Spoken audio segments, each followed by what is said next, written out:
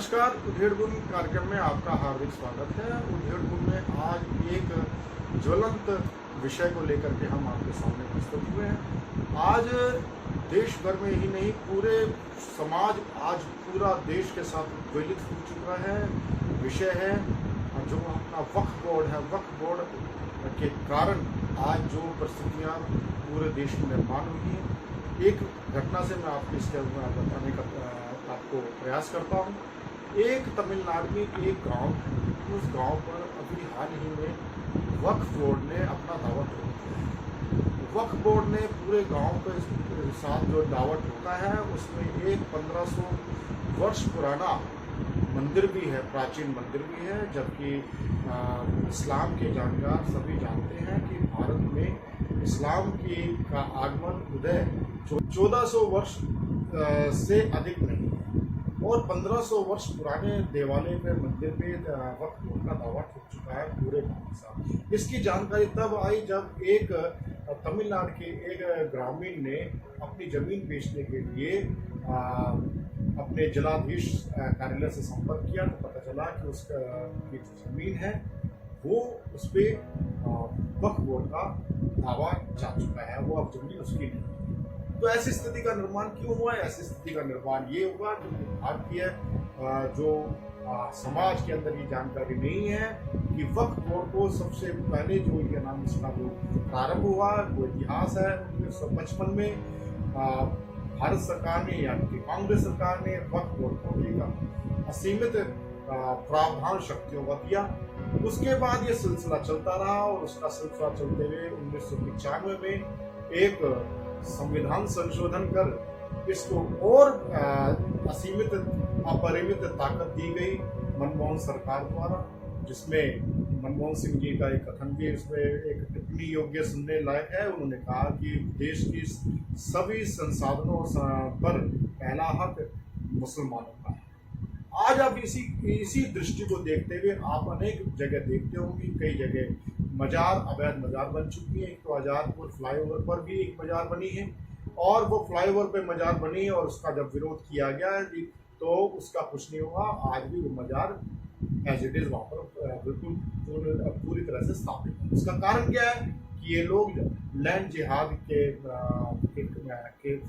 Land जिहाद के अंतर्गत ये पहले कब्जा करते हैं, और एक अर्जी का नाम ये इसमें लैंड जिहाद के अंतर्गत ये मजार या मदरसा बनाते हैं, और उसकी एक अर्जी वक्फ बोर्ड को दे देते हैं। तो ये वक्फ बोर्ड उस प्रकार से उसको मान्यता दे देता है। और आपको मैं और चुकाने वाला तथ्य बताना चाहता हूँ कि आप इस भ्रम में न रहें कि जो आपने इतनी खून पसीने से कमाई हुई संपत्ति आपने अपने संतानों के लिए, अपनी पीढ़ी के लिए सुरक्षित की है, वो कभी भी वक्फ बोर्ड की हो सकती है। वक्फ बोर्ड कितना दुस्साहसी हो चुका है कि आपने देखा होगा, बिल्कुल रेलवे लाइन के ऊपर मस्जिद या मजार बन चुकी है, प्लेटफॉर्म से मजार बन चुकी है। उसके मूल जड़ में क्या है, वो शक्ति क्या है, इतनी अभेद्य शक्ति उनको कहाँ से मिली है? वो अभेद्य शक्ति का स्रोत है वक्फ बोर्ड। वक्फ बोर्ड इतना अभेद्य शक्ति के कारण, इतना विशाल उसने अपना भूखंड पे कब्जा कर लिया है, जहां 2009 में इनके पास 4 लाख एकड़ जमीन इनके कब्जे में आ चुकी थी। वहीं 2019 में इनके पास 30 से 40 लाख एकड़ जमीन पे ये कब्जा कर चुके हैं। इनको आर्टिकल 36 और 4040A इनको और दुस्साहसी बनाता है। इस प्रकार की जो गतिविधियां हैं वक्फ बोर्ड की, आज ये देश के सुरक्षा के साथ भी बहुत बड़ा संकट हो चुका है। आपको मैं जानकारी देना चाहता हूं कि इतनी, या तो भारतीय रेल और भारतीय सेना के बाद यदि सबसे ज़्यादा आज के समय में संपत्ति है वो वक्फ बोर्ड के पास है, ये कब्जाई जा चुकी है। तो इस विषय को हम आगे बढ़ाते हुए हम देखते हैं सोशल मीडिया में पहले से ही प्रचलित एक वीडियो में सुप्रसिद्ध कानूनविद, सुप्रीम कोर्ट के प्रख्यात अधिवक्ता अश्विनी उपाध्याय जी ने इस विषय में सुप्रीम कोर्ट में वक्फ बोर्ड के खिलाफ एक याचिका डाली है, और उन्होंने कुछ अपने अनेक चौंकाने वाले तथ्य दिए हैं। देखिए, पहले हम इसको सुनते हैं अश्विनी उपाध्याय। अंग्रेज़ों ने इस देश में बहुत सारे कानून बनाए थे डिवाइड एंड रूल करने के लिए, लूटने और बांटने के लिए, लेकिन कांग्रेस ने भी बहुत से कानून बनाए इस देश को डिवाइड एंड रूल करने के लिए और लूटने और बांटने के लिए। 1991 में पहला कानून बनाया प्लेसेस ऑफ वर्शिप एक्ट, और हिंदू, जैन, बौद्ध, सिख के लिए कोर्ट का दरवाज़ा बंद कर दिया। 1992 में दूसरा कानून बनाया, इस देश को हिंदू और मुस्लिम में बांट दिया, अल्पसंख्यक बहुसंख्यक में बांट दिया। हिंदू लॉ हिंदू, जैन, बौद्ध, सिख पे लागू होता है, लेकिन हिंदू को मेजॉरिटी बना दिया, सिख, जैन, बौद्ध को माइनॉरिटी बना दिया। ये इसकी डिवाइड एंड रूल की पॉलिटिक्स थी। और तीसरा जो सबसे घटिया कानून बनाया कांग्रेस ने 1995 में, जिसको कहते हैं वक्फ एक्ट, जिसको मैंने सुप्रीम कोर्ट, हाई कोर्ट में चैलेंज किया है, और इसकी अगली सुनवाई भी सुप्रीम कोर्ट में होगी, क्योंकि इन्हें हाई कोर्ट से ट्रांसफर पिटीशन फाइल कर दिया है कि मैटर अब हाई कोर्ट में नहीं बल्कि सुप्रीम कोर्ट में चलना चाहिए। वक्फ बोर्ड के सारे मेंबर मुस्लिम होते हैं। उसमें एक एमएलए है वो भी मुस्लिम, एक एमपी है वो भी मुस्लिम, एक उसमें एडवोकेट वो भी मुस्लिम, एक उसमें टाउन प्लानर वो भी मुस्लिम, एक उसमें आईएएस ऑफिसर वो भी मुस्लिम, एक उसमें जो स्कॉलर वो भी मुस्लिम, एक मुतवल्ली वो भी मुस्लिम। और उसके पास इतनी पावर दिया हुआ है कि किसी भी ज़मीन पे जाके कह दे ये ज़मीन वक्फ की है, तो आप उसके ऑर्डर के खिलाफ, उसके नोटिस के खिलाफ नियर बाई कोर्ट में भी नहीं जा सकते, आपको जाना पड़ेगा वक्फ ट्रिब्यूनल में। कहने का मतलब, अगर मेरठ में या मुजफ्फरनगर में किसी की ज़मीन पे वक्फ बोर्ड कह दे ये वक्फ की ज़मीन है, तो वो मेरठ की कोर्ट या मुजफ्फरनगर की कोर्ट में नहीं जा सकता, उसको जाना पड़ेगा लखनऊ, जो मेरठ और मुजफ्फरनगर से 700 किलोमीटर दूर है, और वहाँ जाके अपनी सफाई देनी पड़ेगी। और सफाई किसके सामने देना है? उसी ट्रिब्यूनल के सामने, उसी बोर्ड के सामने जिसने कहा ये ज़मीन वक्फ की है। तो वक्फ बोर्ड चोर हो गया, वही वक्फ बोर्ड दरोगा बन गया, वही वक्फ बोर्ड जज बन गया, वही वकील बन चुका है। ऐसा कानून हिंदुओं के लिए नहीं है, ऐसा कानून जैन के लिए नहीं है, ऐसा कानून बौद्ध के लिए नहीं है, ऐसा कानून यहूदियों के लिए नहीं है, ऐसा कानून पारसियों के लिए नहीं, किसी के लिए नहीं। केवल और केवल एक कम्युनिटी के लिए कानून बनाया कांग्रेस की सरकार ने 1995 में, वो है मुस्लिम्स के लिए।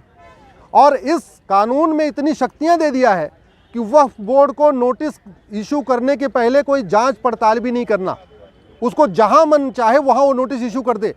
इसके चक्कर में ये वक्फ बोर्ड वसूली कर रहा है, लोगों को धमकाता है कि हम इसको वक्फ की प्रॉपर्टी डिक्लेयर कर देंगे, लोगों से पैसा लेता है, गरीबों का धर्मांतरण करा रहा है। आदिवासी एरिया में जहां लोग कानून नियम को ज़्यादा नहीं जानते, वहां पे ये नोटिस देता है और कहता है कि भाई एक तरीका है, अगर आपको ज़मीन बचानी है तो इस्लाम कबूल कर लो, मुस्लिम बन जाओ। तो इस तरीके से छत्तीसगढ़ के एरिया में, महाराष्ट्र के एरिया में, या और भी जहाँ पे पिछड़े लोग रहते हैं, गरीब रहते हैं, जिनको नियम कानून ज़्यादा नहीं पता, वहाँ पे ये कन्वर्जन का कारण भी बन गया है। इसीलिए मैं कह रहा हूँ ये कानून ख़त्म होना चाहिए। घटिया कानून बनाना सबसे बड़ा राष्ट्रद्रोह है, और घटिया कानूनों के खिलाफ चुप रहना भी सबसे बड़ा राष्ट्रद्रोह है। मैं इस देश के सांसदों से निवेदन करता हूं, विधायकों से निवेदन करता हूं, इस घटिया कानून के खिलाफ बोलिए।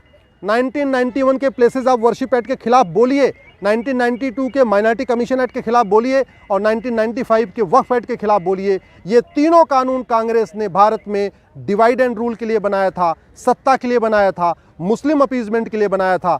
और जितनी दोषी कांग्रेस है इस कानून को बना के, उतने ही दोषी वो लोग हैं जो इस कानून पे मौन है।